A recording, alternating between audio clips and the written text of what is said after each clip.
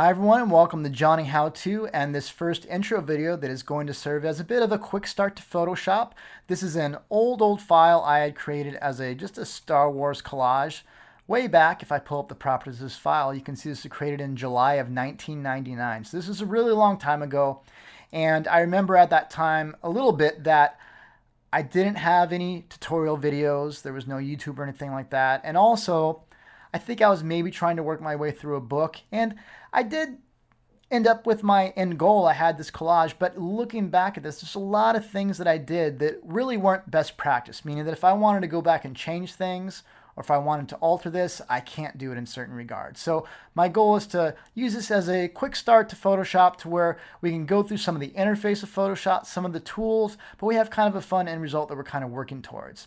And the nice part about this is I happen to have all the, or at least most of the original files that I had used to create this. So we can start from scratch and try and build roughly towards this, but actually do it better. So with that being said, let's go and talk a little bit about the interface, and so we can all get to the main starting point. By the way, I'll either try and make these files available to you in the comments section, but if they're not, I just decided maybe it would be better for you to kind of start with your own imagery. And if that's the case, then go ahead and just go on to Google Images, grab some images you like, grab some photos you like that are your own, whatever you want.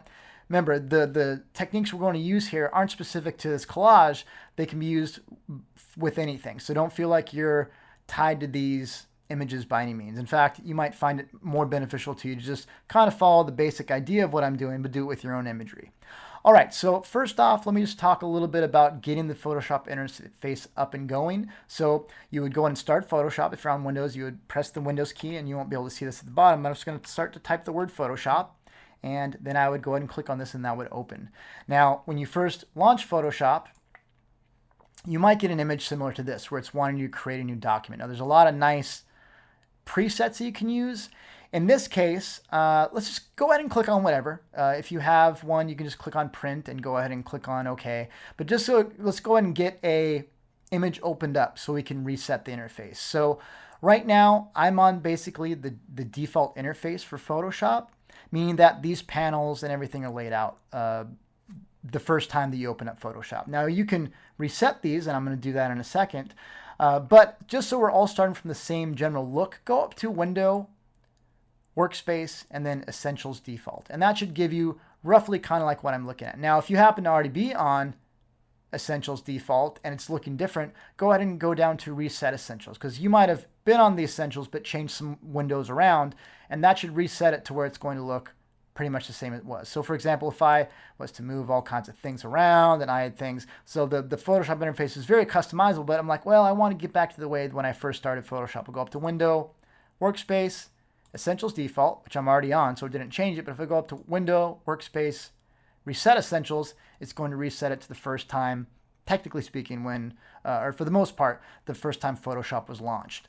So with that being said, let's go ahead and create a new document that we're going to use as a basis for this. So one thing about a document is you need to tell how big. So imagine you're painting a canvas, you're painting some really nice oil painting on a canvas. You need to define how big of a canvas you're going to buy to paint that on. So in this case, the way you can do that, we're going to go to Image and Image Size. And right now you can see that this is already something that's really weird that I did in this project. So the resolution is really, really high. How many pixels? So the smallest unit of measurement on a monitor is a pixel, or in an image is a pixel. Well, I have 1,440 squeezed into each inch, but yet my actual dimensions of this project, if I was to print it out, is only 0.556 inches by 0.417 inches. So it's a teeny tiny square with all kinds of dots squeezed in there. So I think I probably did that by accident, but the main thing we're looking at right now is the actual pixels. I'm going to use the drop down from inches. I'm going to change it to pixels. The dimensions of this project is 800 by 600, which is the resolution of monitors back then. So we're going to maybe double this when we do 1600 by 1200. So we're going to keep the same ratio of width to height, but we'll go ahead and set it up a little bit better. So I'm going to click on Cancel, and I'm going to go and click on File, New. And I'll go ahead and do custom. So over here, if it's not set to pixels, go ahead and set it to pixels.